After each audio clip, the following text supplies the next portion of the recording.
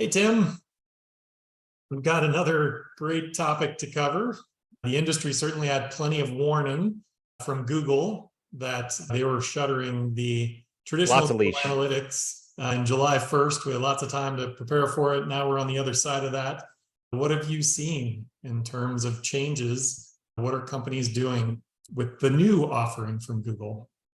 Yeah, well, GA4, the fourth official product iteration of Google Analytics, it is exactly as advertised in that it will train you. If you learn it, it'll train you how to do more things specifically with Google.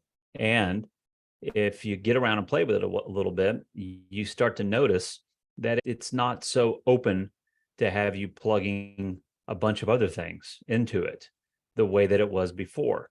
What does that mean? I mean, that's what we're seeing right now. A week and a half ago, Google came right out and said within the month of August 2023, 35% of the Google Chrome browsers in the world would stop tracking third-party cookies. Basically, the Facebook pixels on people's websites would stop working through those Chrome browsers. This is what you and I've discussed before about this march to singularity. In Google's case, they want to better govern the internet. They want to better govern certain consumer behavior or user behavior in terms of how people interact with websites or any other HTML front that could be there, could be in an app. And with that, it's not just the retargeting game, and it's not just conversions. Lots of people are trying to treat GA4 just like they did Google Analytics before it.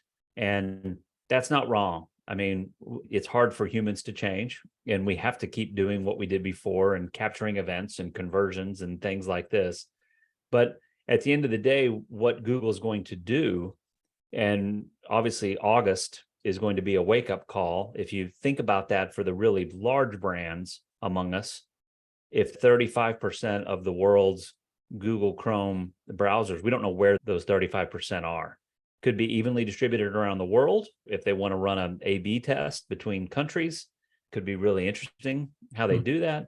But where they're going with this, I think, is basically to get brands to invest more and to pay more to Google to reach Google users. And that's what GA4 is all about. And that's what Google Fiber is all about. That's what the Android operating system and everything that Google is doing with connected vehicles and the next iteration of Android Auto. What they're doing with Volvo now, all the 2023 Google fleet has Google as the operating system. This is about having that singularity, bringing you utility and bringing you something that's more seamless that mostly comes from that one source. So That's historically, we'd talked before that Meta and Facebook wanted the complete picture of a consumer. They wanted to know where they were visiting, what websites they were visiting, what mobile apps they were using. It's not that the game has changed or the focus. It seems like in this move, the way that you described it, Google is wanting the same thing. They have different tools at their disposal with multiple operating systems, like you had mentioned, where Meta relied on others to be able to reach the consumers on different platforms. Google has the platform themselves. That's one of the things that's different in this case. In that environment, you mentioned paying to play is one thing. Are you seeing that there are best practices emerging on the GA4 platform for companies who've been making a living providing services related to that platform? What kinds of things would you recommend to them and to brands that are taking advantage of that on the new platform? Well, that's a tough question for me to answer because we don't spend a lot of our time at Brain+Trust down funnel or top of funnel, as it were, with digital marketing. We're more looking at the back end with customer data platforms and hybrid cloud environments, connecting things that were never meant to talk to each other.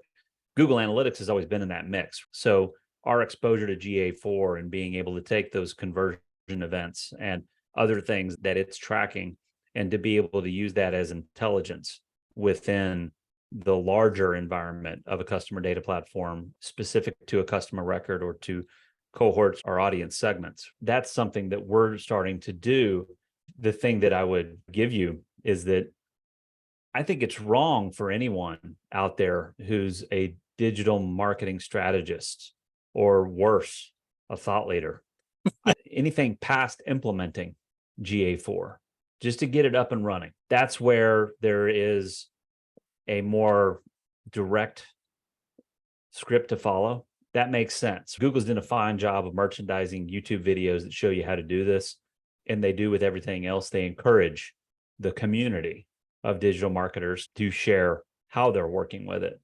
I just don't think that said thought leader or digital marketing strategist will have something that they'll be able to stand on a stage or report on a blog as best practices that can be applied by everyone. I think this is where things are going to get really interesting in terms of the unique DNA of audiences. It was easier 10 years ago because Google was the preeminent search engine, only upended itself by YouTube a couple of times. It's been very recent history that Bing has started to be really competitive, and others like DuckDuckGo and others that are in the marketplace, Firefox, in terms of some of the stuff that they were doing. But I think we've got a situation where companies have to pay attention to what their customers do, not what a third party says will work, but how do they iterate what they're doing with GA4 and the rest of that symphony of digital marketing tools that, to a point you made earlier, it's changing so fast in real time. The more you're focused at home instead of seeing what other people are doing, the better you're going to get at being empathetic and meaningful in terms of customer experiences, in terms of your media operations, and the overall business fluidity that you need to have to be competitive in that fast-paced, moving environment. I know that there's a lot of generalisms there, but that's my answer when anybody starts asking me about best practices, is just to say that there's no such thing as an expert. Everybody's learning this. Much like AI, it's an exciting time to be in the space to figure out those best practices, and in some cases, but certainly be able to set them for your own organization, but also potentially influence an industry that is trying to pivot and figure out what's next. So exciting times in marketing. Absolutely. Absolutely. Write your own songs is what I say. We'll leave it with that.